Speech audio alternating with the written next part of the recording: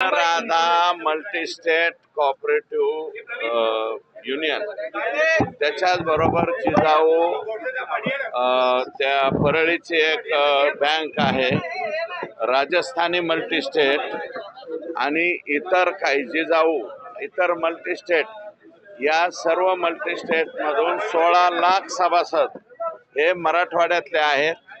एकट्या बीड जिल्ह्यातले 1.25 लाख आहेत. जामखेड या गावी एक शाखा होती जामखेड, तिथले सुद्धा मोठ्या प्रमाणावरती सभासद आहेत ज्यांचे पैसे बुडालेले आहेत. हे पैसे बुडालेले जे आहेत याच्यामधला मार्ग काढला पाहिजे, केंद्र सरकारशी बोललं पाहिजे आणि एक बैठक इथे लावली गेली पाहिजे. यासाठी ही मागणी घेऊन मी तिथे आलोय. जवळपास 26 लोकांचा आत्महत्या या प्रकरणामध्ये झालेल्या आहेत. बीड मधला एक युवक त्याने बिंदुसरा तलावामध्ये स्वतः बळी पडलेला आहे.